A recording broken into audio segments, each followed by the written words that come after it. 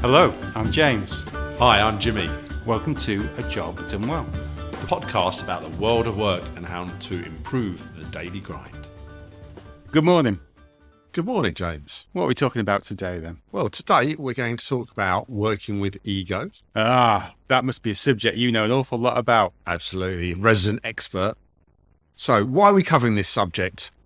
Well, it's really a follow-up to our workplace politics episode because it's often the underlying cause, and it has come up in a few of the coaching discussions we've had since. We think it impacts both performance and engagement, which is what this podcast is all about, and it happens everywhere to everyone at some point. So I'm going to try and talk about this without getting cancelled. Your subject of expertise. Thank you for the feedback. So what we're going to do is just explore how we see it and ways to manage it, both in yourself and others. And it's something that's talked about lots, but we rarely think about what our own ego is. So those are the angles we're going to take about it.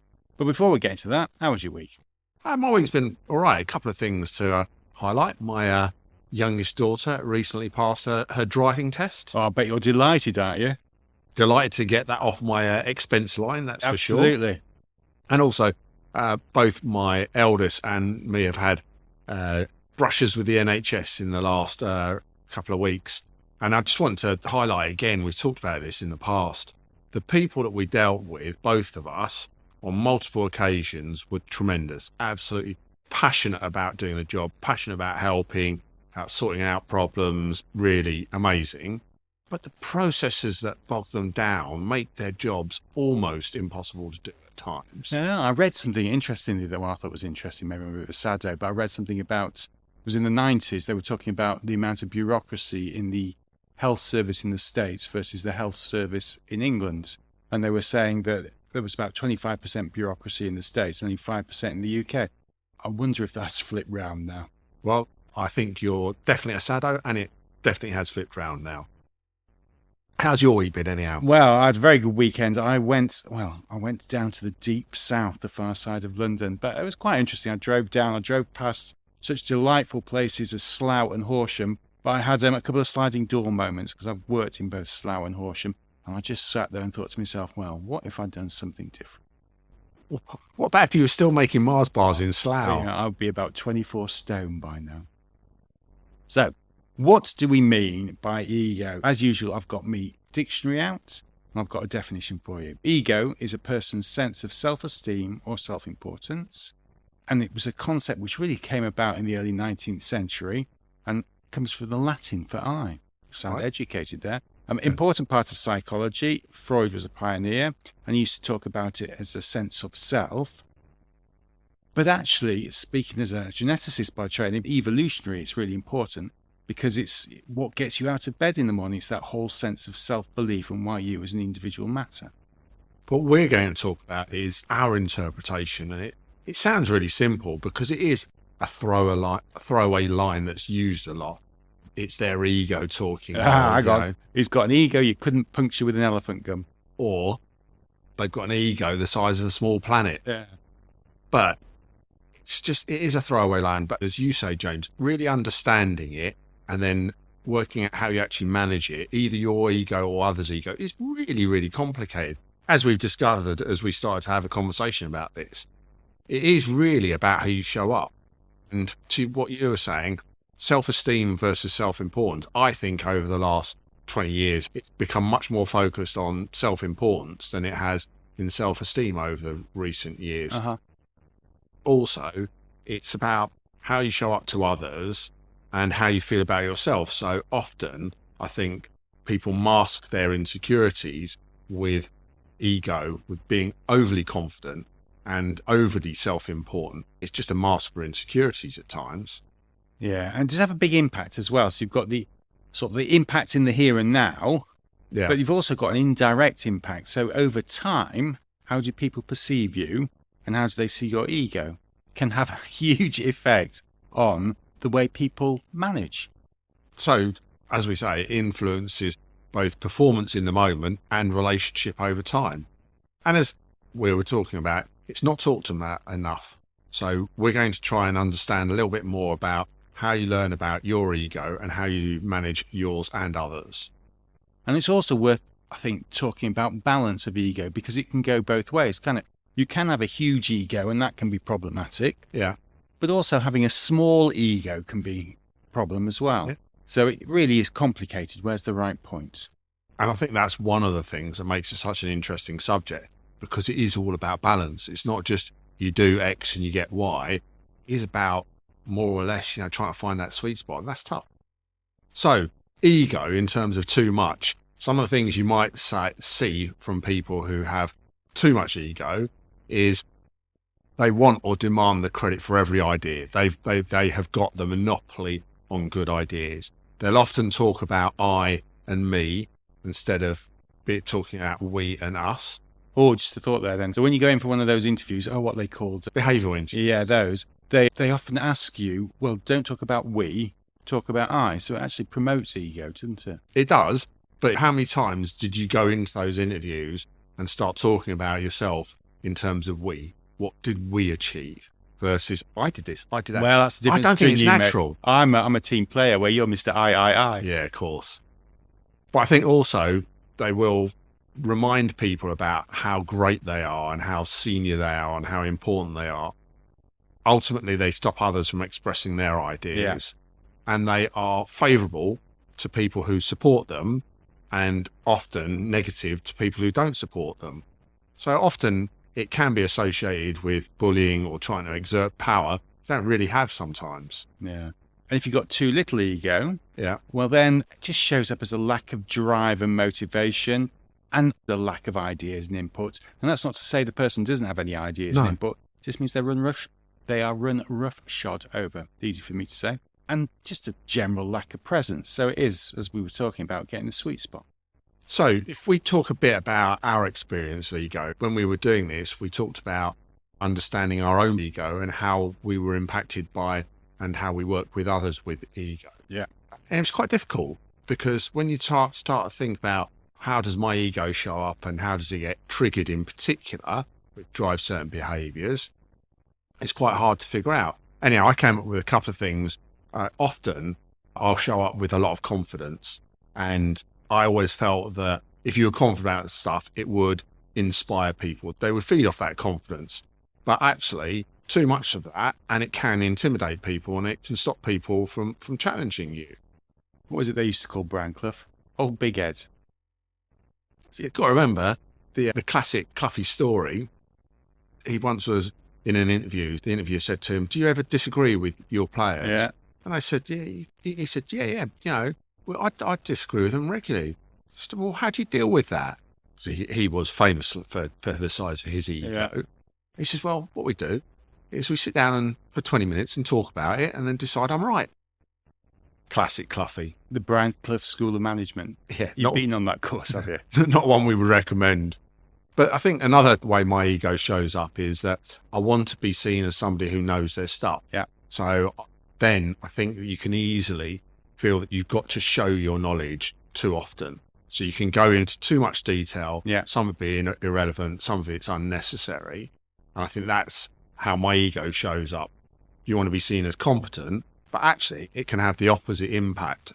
So it stops challenge, or it can make you seem that you're caught in the weeds or just showing off. Yeah. All those things you don't really want. They're not the impact that, I'm personally trying to have. And quite often you sit there thinking, I wish this person had stopped banging on. Yeah. If I then think about when I've worked with the ego of others, one of the things that really always triggers me is when people feel the need to take over, and they just feel the need to show they're the cleverest person in the room. And never mind whether you're making progress on the subject, you can have an awful meeting, get nowhere, no positive outcomes. If they've shown that they're clever, Yeah. tick the box. It's great. That always winds me up, no end. And often the other thing I find challenging is working in predominantly male-dominated environments, because senior male-dominated environments full of self-importance. Yeah. Just always people are just trying to show off how important and how clever they are. Well, yes, and maybe an argument for diversity there. Definitely. A couple of stories that highlight this. I remember when we were working together and the new CEO decided he had a master plan. He wanted to close one of the sites that we had. And I said to him, that won't work. You can't do that. So what did he do? He brought in our colleagues from McKinsey's. At great expense. Yes, at great expense. A number of months later, they told him we couldn't close that site. Did you say I told you so to him? No, I didn't. But funny enough, that did help me realise that was the sort of environment we were working in, and that wasn't the sort of place where I wanted to stay. A nail in the coffin. And another example where I actually did manage to keep my ego in check for once was I was presenting a claims forecast to our regulators, and I was going through it. It was during COVID, and on their system you couldn't see who was on the call all the time.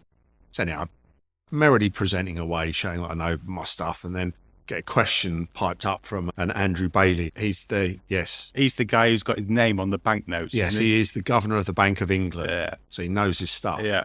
So he asked me why I thought the claims forecast was the way it was. And my answer should have been about the macroeconomics of the country and explain to him about the trends and all that sort of stuff. So the governor of the Bank of England. I just said it's based on historical forecasts. You managed to wind your neck in. I just wound my neck in. I didn't feel the need to show that I knew my stuff. So sometimes keeping your ego in check's a good thing. It can be. It's a good career move. But we'll come on to some of the hints and tips about managing ego in a second. But what's your experience of working? Because whilst you're blaming it all on me, James, you've got an ego to match at times. No, that's not true. It's interesting. I started to have this conversation and I thought, well, I don't really have much of an ego. But then I started to think about the occasions where my ego has been punctured. And there have been a couple of times when that's happened to me. And on both occasions, it was when I was doing a job and I thought I was doing a good job and it was taken away from me for whatever reason. Clearly, I wasn't doing a good job. But that punctured my ego because it was an assault against my competence. Because I like to think, rightly or wrongly, that I'm a man who can figure out how things work and can fix it. Yeah. And if somebody takes that away from you, then they've really got at the heart of you. And that was really quite tough. And then that got me thinking, well, so what happens when I get triggered? And I think for me, what's important is we're constantly getting better and improving things. So when I get triggered, it's when people aren't interested in improving things or aren't listening to what I've got to say. And at that point, I can get a little bit dismissive. I think people are... You dismissive, James? I am, yeah. There was one occasion where somebody once said to me, we can't say that. It'll make us look like idiots. And I thought to myself, well, if the cap fits, but it doesn't help me, does it? I can also make more extreme comments to hammer the point home. You've got to think, well, what is the outcome I want? Yeah. And does my behaviour get to that outcome? So it is that real balance of fluffing your ego versus getting the outcome you want. Yeah. And when I get triggered, it doesn't get me the outcome I want. But to your point, James, you get into either protecting your ego or trying to attack other people's egos. Yeah. And the outcome gets forgotten about. Well, and all logical thought goes, doesn't it? Yeah. So if you think about how you work with your own ego, as we've just discussed on ours, it was quite a complicated thing to understand. But actually, and it does depend on your individual context, but some of the things that we've found useful was awareness. So just having a think about what your ego is and how it shows up, and do you understand yourself and the impact that you're having on others? Yeah. So does your intention and impact match? Yeah. And then also, to your point, knowing what and when you get triggered and seeing that difference in your response. Because as you said, you now understand things that trigger you and you know what your response is going to be. When you've got that awareness, at least you can then start to think about what do you do about it. Yeah, because you actually can feel the triggering moment. Okay, but when it's done consciously rather than subconsciously, yes, you can do something about it. So I had a look online to say, well, what do you do about that? So you are getting triggered. What things were recommended? And they came back with 4 points, which I thought were quite interesting. So the first one was just be very aware that you don't know everything and you can always learn something new. I think it's sound advice. A couple of great quotes for you. One that comes from Einstein, which was that ego is one over knowledge. You have to think about that a little bit. Right. But the point is, the more knowledge you have, the less of the ego, whereas the less of the knowledge, the more the ego. And I have worked for some prize idiots with some phenomenal ego. So that one made sense to me. But then another one, as this one's from a physicist called John Wheeler, but as he said, this is very deep, this is profound. As our island of knowledge grows, so does the shore of our ignorance. Well, where our ignorance is like bigger than Canberra Sands. Then, isn't it? And then you've got other things to think about, really. Try and get out of complaining, it's them, they're all fools, it's not me, because it's really about thinking about what you can do about the situation, and also not comparing yourself with others, because ego needs to, you need to feel like you're the best. But if you haven't got anything to compare yourself against, then that prevents the problem. And then the final one is just surrendering your need for control. Because quite often what I find out is that when I do get triggered and I get into a fight with somebody, it's invariably about something that's ridiculous, tiny. It's a storm in a teacup. And if you can get over that, you choose which battles you fight. One of the things we were discussing is I always found that you were really good if a discussion was going the way you wanted it to go and the outcome was going to be a positive one. You didn't feel the need to get involved. It's a bit pointless. You didn't feel the need for control. Yeah. So you were getting what you wanted and the outcome was going to be a good one. So I think... So I only kick off when I'm not getting what I wanted. Yeah. But I think being able to adapt or leverage your behavior to have a positive impact on performance and relationship is really important. At times, when you start to think about ego, back to my original point, which was it's often to hide people's insecurities. When you start to unravel that, you might need some help to do that, whether that's from a mentor, a coach, or even a counsellor. Just work through your personal insecurities. Exactly. Yeah, I get it. Because you can't just say, I'm not going to have that insecurity anymore, therefore I'm not going to behave this way. Yeah. It's not that simple. So that's all about working with your own ego. Now, what about some of the egotistical people you've worked with in the past? How do you deal with them? Well, one of the things is to protect your own energy. Don't let them rob your energy. And that can be your time. So think about the interactions that you want to have. Don't avoid them.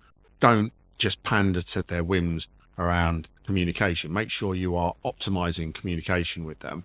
And don't let them live rent free in your mind, because I bet if you're dealing with somebody who's got a big ego, you've got to send them an email. You take twice as long as you need to. Yeah. It won't make that much difference. Don't let them take your energy.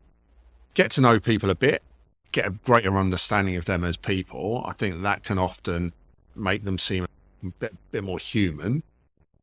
And another piece of advice that was given to me was allow people's egos the space to retreat intact. Don't feel that you've got to destroy their ego, punch their ego. Back to what we were saying earlier, punch their ego triggers a whole set of behaviours you don't need. So yeah, but it is fun. It may be for a minute or two, but then you end up in a row for hours. It's probably not as much fun. But let them retreat, let them change their mind, let them be influenced, give them a little bit of time in order to do that. Yeah. Another couple of things you could do actually is find out where the win-win is with the person. So build an alliance with them, because you're never diametrically opposed to people in totality. There's always something. Or alternatively, you could look at the people around you and start to build alliances with them. Because if it's about insecurity, then actually these people want to be liked, and realizing that everybody sees something differently will have an effect. And I suppose the final thing to do is just don't take it personally, right? This is about them. It's about them taking control, and you can't do anything about it. You can only worry about your own response. Yeah. So control the controllables. So where does that take us? In conclusion, I think the first thing to say is egos are inevitable. Everyone has one, and it's got its place in everyday life and work. And actually, ego is a healthy thing. It's worth considering your ego, how you work with it, and how you work with others, as it influences both performance and relationships. I think sitting back and just understanding your own ego, especially when you get triggered, is really quite powerful. And when you get triggered, are you having the impact that you want? And what could you do to change? So make it explicit in your own mind. And how does the ego of others impact you? How can you control your response? Build alliances, disengaging with them at times, getting to know them. Don't let them take your energy. There are some of the key ways of managing the ego of others. And don't take it personally. It's about their insecurities, not yours. And you don't want their insecurity building an insecurity in you. And a final thought, I've discovered it gets easier as you get older. Well, you would say that being a senior citizen yourself. But the reality is, it's not just age related. It is just get comfortable with yourself. Then you don't feel the need to show off and show yourself important. And if you want to think a bit further about this and read something about it, there's a great book called The Chimp Paradox by Steve Peters. He used to be my wife's maths teacher. Did you know that? No, I didn't. And he's now Ronnie O'Sullivan's sports psychologist. Yeah, should have been a bit of psychology on my wife. But it's a great book for understanding about how people behave in certain situations. So hopefully you've enjoyed today's episode. We actually have got a couple of questions this week, James. All right, go on. Well, firstly, we have had lots of feedback through all sorts of channels about the quality of what we're doing and the value that it's adding to people. So thank you for that. It really does make a difference. We talked recently in one of our episodes about recognition. So recognition of the fact that that's working really makes a difference. And also people have been very generous in sharing the episodes. And when they share it online or directly, we can see a real spike in the number of listeners that we get. So if you share it with your network, it really does make a difference. Yeah, and it helps with our egos as well. Do you see what I did there? I like it. Very clever. And then the other question we got, which was a very sensible question, was... Yeah, and thank you to the team at Trainer and Company for this question. So the question was, your website is called ajobdonewell.com. The emphasis on the A. Why did you do that when jobdonewell.com, simpler, more memorable, is available? The answer to that is very simple. It might be available, but it costs $2,500, whereas a jobdonewell.com cost us 99p. Sensible economics, James. Yeah, tight. So please feel free to send in any comments, questions. Hope you enjoyed this week's episode. Yeah, remember, like and subscribe and build our egos. Thanks, everyone. Have a great week. Cheers now. If you'd like to find out more about how James and I can help your business, then have a look at our website, jobdonewell.com.